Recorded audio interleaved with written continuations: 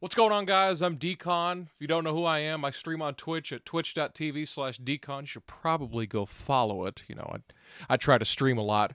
But anyway, I'm starting a series on YouTube called Track Guides You Probably Will Never Use. And what this is you got a lot of series on YouTube, how to drive a track. If you're getting a rookie series, you're going to show you how to drive a street stock at USA, or there's some guides out there that show you how to drive the track that A Fixed is at. But in this case, we're going to take you on a couple laps around tracks and car combinations that you might never race, but it's not 100%. The many plethoras of leagues we have out there, and just whatever the higher ups at iRacing feel like doing. You never know. This could be a potential track combo, but probably not. I'm going to bring you 2 of these each episode. Let me know how you feel about it in the comments below. So let's get to the first one. So the first track that was suggested was Oxford Plains Speedway, located in Oxford, Maine. I believe it's the biggest racetrack in Maine. Seats 14,000 people. Biggest public facility in the state of Maine. Opened in 1950. Also has a half-mile dirt track. But we're going to race on the paved surface today. So every time we do one of these, we're going to bring you 3 different angles, one from the bleachers, one from in the car, and one from the chase view. First up here, as you can see, it's mostly a circle-shaped racetrack. Certainly feels like that. Those laps start to pile up when, it's a 75-lap race or a 100-lap race. But this is a really fun racetrack for cars that are built for, actually short tracks, like your legend car, your street stocks, your late model, your super late model. But you don't really think about taking a big, heavy stock car here. As you may notice, there's a bunch of jumps around this track, and here shortly, we're going to go to the moon because you're able to do that here. So we're going to start off in the car. There really wasn't a setup here, so I just took the Martinsville setup and tweaked a little bit. You're going to be in 3rd gear. You're going to want to get right down to that curb there. Stay on that curb. Once the curb ends, you want to get back in the gas. You'll have to fight it a little bit. Once you see the curb again, let off, get a little bit of brake, put a lot of wheel into it. You're going to burn your tires up pretty quickly. Get back to the gas. That's a lap around this place. Again, the laps tick off pretty quick here. That lap was a 15.665. Wondered if any of you guys could top that with the next-gen car here. Let me know down in the comments below.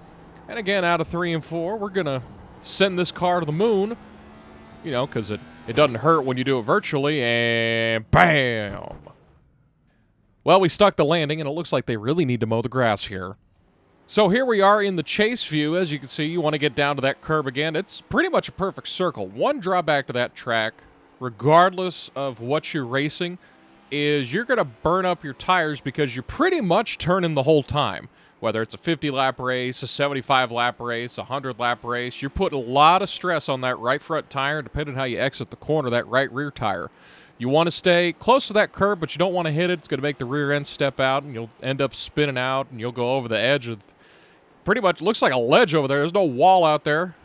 And again, you come off of, they call it turn 4, but it's one big constant turn, and you can hop on there and go through the air. Now, of course, if you do that in a actual session, someone can protest you, so fair warning, try not to do that in an official session.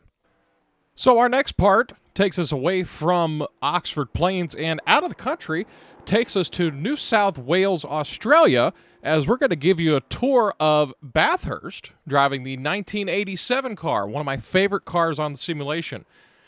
This is something that probably very few people have thought to take here, as it's a very heavy stock car, the brakes aren't great on it, but there might be that crazy person out there or someone that's just bored, in the middle of the night that may just take this car out there and say, this actually isn't too bad. And when I drove it myself, I actually enjoyed it. It's 23-turn course. They got a bunch of different names. You're heading into Griffin's Bend right now.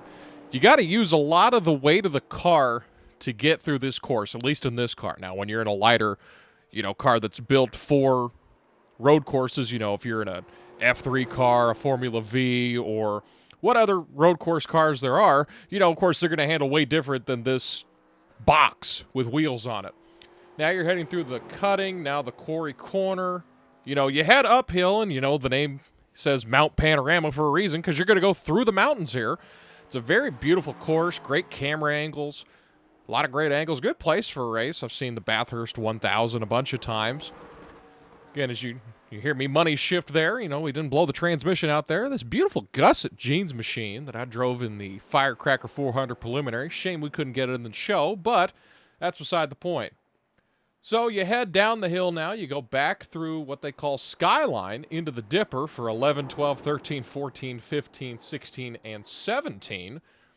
You see very, very thin through here. It's very easy to overdrive this. You know, I had to test a couple times just in this car. I've driven this course before, but not in a car this heavy and with this bad of brakes. I mean, you can see right there, we locked up the brakes there. You know, you're back in the gas, heading back down the hill. Track widens out a little bit. Make this left-hander now. You can open up a little bit through Forest Elbow.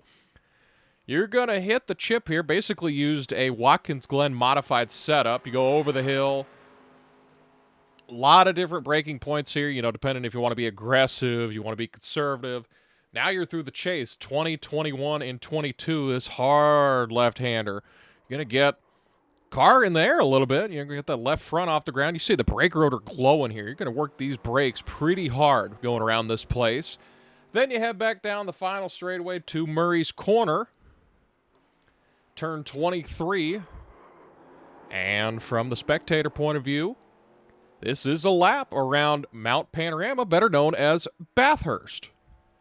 Now, again, here, you know, your brakes might not work, and then, you know, they have this great access road, you know, with a guardrail that, you know, you could just stop your momentum if you need to. The brake rotors are still glowing. So we're going to take you a lap through here on my onboard. Again, 23-turn course.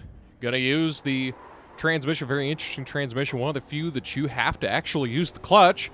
So crossing the start-finish line here, you're going to take this hard left-hander. They call it Hell's Corner. I could see why. It could be hell on your brakes, hell on your tires. And, you know, there's not a whole lot of runoff room. There's a little bit of sand, but you get over here, you open it up, get up to third gear through fourth gear. One of the longer stretches and one of the faster parts of this track.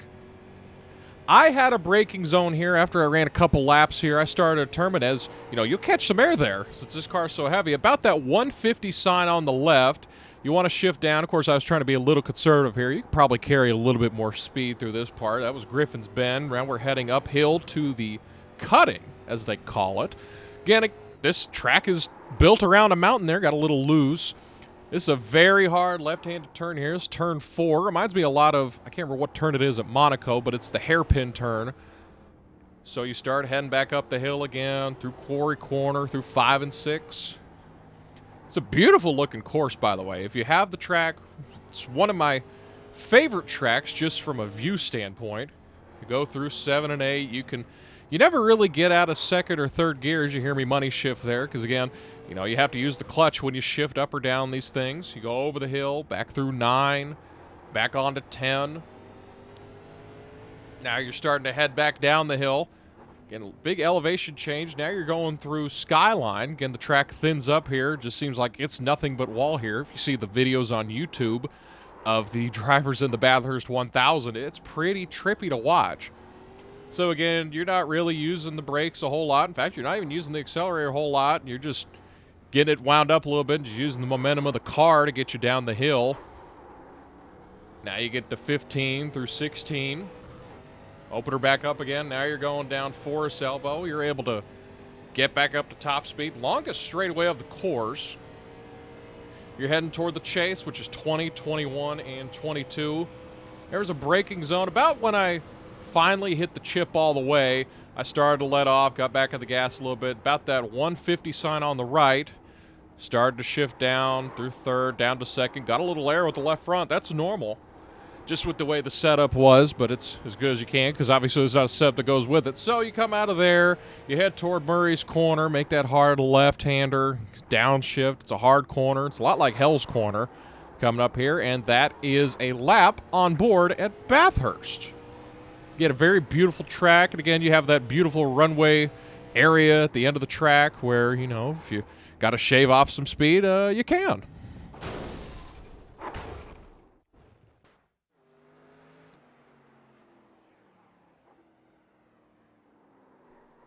So again, we're back in chase view. Again, my best time at this track was a 2.583, 2 minutes and 58 seconds, that is. So again, you head into Hell's Corner, really hard on the brakes. This track is incredibly hard on the brakes, especially in a heavy race car like this. So you're going to head down this long straightaway toward Griffin's Bend. Beautiful trees and foliage around the racetrack. As you pass under this bridge right here. Actually, it's more of a banner. Catch a little air there again. Stop about that 150 sign. Get on the brakes a little bit. Start to downshift. Head to the right-hander. Turn 2. Heading towards the cutting. That's turn 3. Uphill toward turn 4. Again, as I mentioned before, this track is built around a mountain. Very beautiful course. So we're just going to... I'm going to let you just listen in. We're going to crank it up right here.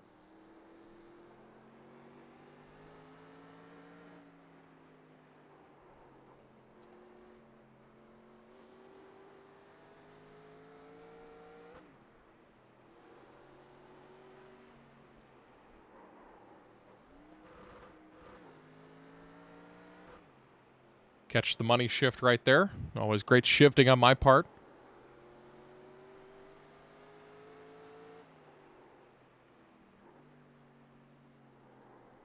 So again, you're at the top of the mountain. Now you start to head down the mountain. Very interesting course. Big, big elevation changes. Very hard on your brakes, regardless of car and your tires. So again, if you run this course in this car for some reason, try to take care of your brakes, take care of your tires, and be very conservative, again, because these brakes really suck in this car. So you're finally down the mountain. Again, if you've happened to race either of these, any of these combinations, just let me know. Tell me if you beat my time here, 2 minutes and 58 seconds. If you do, I can't guarantee you'll get a prize or anything, but you'll get a probably a thumbs up. I might even like the comment. So you go through the chase one final time, and we're closing in on this final look around Mount Panorama.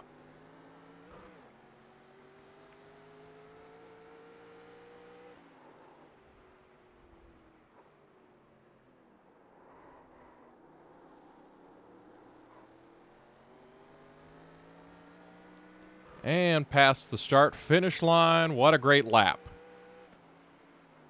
By my standard. Well, that's going to do it, everybody. Hope you enjoyed this first edition of track guides you probably will never use. If you happen to use either of these track combinations, let me know. Or if you beat either of my times in those cars, let me know in the comments below. Hit the subscribe button. I'm going to leave my social medias and my Twitch handle. Follow those too. Keep up to date with all things related to decon. I'm going to post more of these. If you have a suggestion of what you'd like to see for a track guide you'll probably never use, let me know in the comments below, or shoot me a message on Twitter, Facebook, or stop by my stream on Twitch. Have a great day, everyone.